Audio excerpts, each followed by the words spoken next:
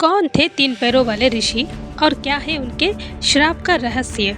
और अनेक धर्म ग्रंथों में ऐसे कई ऋषियों का उल्लेख मिलता है जिनसे जुड़े कई रहस्य हैं और कई रोचक कथाएं भी मौजूद हैं। ठीक ऐसे ही हमारे शास्त्रों में एक ऐसे ऋषि का उल्लेख किया गया है जिनकी दो नहीं बल्कि तीन टांगे थी। ये ऋषि एक श्राप और एक वरदान के कारण ही तीन पैरों पर चलते थे। इन ऋषि का संबंध भगवान शिव से भी है। ऐसे में आइए जानते हैं ज्योतिषाचार्य और कौन थे वह ऋषि जिनके तीन पैर थे और किस श्राप के कारण इन्हें यह दंड भोगना पड़ा। जब भी भगवान शिव के गणों की बात होती है तो उनमें नंदी, भृंगी, श्रृंगी इत्यादि का वर्णन आता ही है। हिंदू धर्म में नंदी एक बहुत ही प्रसिद्ध शिवगण है जिनके बारे में हमारे ग्रंथों में तो बहुत कुछ लिखा गया है। नंदी की भांति ही भृंगी भी शिव के महान गण और तपस्वी हैं, किंतु दुर्भाग्यवश उनके बारे में अधिक जानकारी तो नहीं मिलती है। भृंगी तीन पैरों वाला गण कहा गया है। कवि तुलसीदास जी ने भगवान शिव का वर्णन करते हुए भृंगी के बारे में लिखा है, बिनु पद होए कोई बहुपद बाहु। शिव गणों में कोई बिना पैरों के तो कोई कई पैरों वाले थे। यहाँ कई पैरों वालों से तुलसी जी का अर्थ भृंगी से है। पुराणों में उन्हें एक महान ऋषि के रूप में दर्शाया गया है जिनके तीन पांव हैं। शिव पुराण में भृंगी को एक ऋषि और भगवान शिव के अनन्य भक्त के रूप में दर्शाया गया है। भृंगी को पुराणों में और अपने धुन का पक्का बताया गया है। भगवान शिव में उनकी लगन इतनी अधिक थी कि अपनी उस भक्ति में ही उन्होंने स्वयं शिव पार्वती से भी आगे निकलने का प्रयास किया। भृंगी का निवास स्थान सबसे पहले पृथ्वी पर बताया जाता था। उन्होंने भी नंदी की भांति ही भगवान शिव की घोर तपस्या की। उसकी तपस्या से प्रसन्न होकर महादेव ने उसे दर्शन दिए और वर मांगने को कहा। तब भृंगी ने उनसे वर मांगा कि वे जब भी चाहे उन्हें महादेव का सानिध्य प्राप्त हो सके। ऐसा सुनकर महादेव ने उन्हें वरदान दिया कि जब भी वे चाहे कैलाश पर आ सकते हैं। उस वरदान को पाने के बाद भृंगी ने कैलाश को ही अपना निवास स्थान बना लिया और वहीं भगवान शिव के सानिध्य में रहकर उनकी आराधना करने लगा। भक्त तो कई प्रकार के होते हैं, किंतु उनमें से जो सबसे दृढ़ होता है उसे जड़ भगत कहते हैं। जड़ भगत का अर्थ ऐसे भक्तों से होता है जिसे अपनी भक्ति के आगे कुछ और नहीं सूझता। ऐसे भक्त अपनी अति भक्ति के कारण कई बार हित अहित का विचार भी भूल जाते हैं, जिससे अंततः उनका ही अनिष्ट होता है।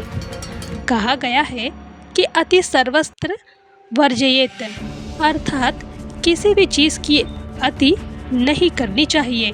भृंगी की भक्ति भी इसी जड़ भक्ति की श्रेणी में ही आती थी। वे महादेव के भक्त तो थे, किंतु भगवान शिव में उनका अनुराग इतना अधिक था, उनके समक्ष उन्हें कुछ नहीं दिखता था। यह भी नहीं कि जिस माँ पार्वती की पूजा पूरा जगत करता है और जो जग माता है, भगवान शिव के आगे भृंगी स्वयं उन्हें भी भूल जाते थे।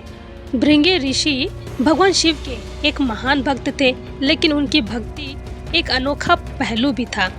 वे केवल भगवान शिव की ही पूजा करते थे और माता पार्वती को उतना ही महत्व नहीं देते थे, क्योंकि वे शिव को ही सब कुछ मानते थे।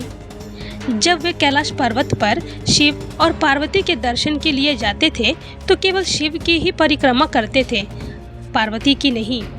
एक दिन जब भृंगी ऋषि हमेशा की ही तरह केवल शिव की परिक्रमा कर रहे थे तो माता पार्वती ने सोचा कि उन्हें ऋषि को यह सिखाना चाहिए कि शिव और शक्ति एक ही है, उन्हें अलग नहीं किया जा सकता। इसीलिए अगली बार जब भृंगी आए तो पार्वती शिव के साथ इस प्रकार बैठी भृंगी ऋषि को दोनों की ही परिक्रमा करना पड़े। लेकिन भृंगी ने अपनी भक्ति में इतने दृढ़ थे कि उन्होंने एक भंवरे भृगु का रूप धारण किया और शिव और पार्वती के बीच से उड़कर केवल शिव की ही परिक्रमा करने की कोशिश की। माता पार्वती इस अभूतपूर्व अनादर से अत्यंत ही क्रोधित हुई। उन्होंने भृंगी ऋषि को श्राप दिया कि उनके शरीर का वह हिस्सा जो उन्हें अपनी माता से मिला यानी कि मांस और रक्त वह सब नष्ट हो जाएगा। इस श्राप के कारण भृंग ऋषि केवल हड्डियों के ढांचे के रूप में रह गए। इतने कमजोर थे कि वे खड़े भी नहीं हो सकते थे। अपने प्रिय भक्त की ऐसी दशा देखकर भगवान शिव को उन पर दया आई। उन्होंने भृंग ऋषि को एक तीसरा पैर प्रदान किया ताकि वे उस पर सहारा लेकर खड़े हो सके। इसी कारण से भृंग ऋषि को 3 पैरों वाले ऋषि के रूप में जाना जाता है। इस घटना से भृंग ऋषि को यह ज्ञान प्राप्त हुआ कि शिव और शक्ति वास्तव में अभिन्न है और उन्हें अलग करके नहीं देखा जा सकता। उन्होंने अपनी भूल स्वीकार की और तब से शिव और पार्वती दोनों ही समान रूप से पूजा करने लगे। भृंग ऋषि की कहानी हमें यह सिखाती है कि सच्ची भक्ति में भेदभाव तो नहीं होना चाहिए और पुरुष एवं प्रकृति एक दूसरे के पूरक है। यह कथा शिव पार्वती के अर्धनारीश्वर स्वरूप की उत्पत्ति से भी जुड़ी हुई है।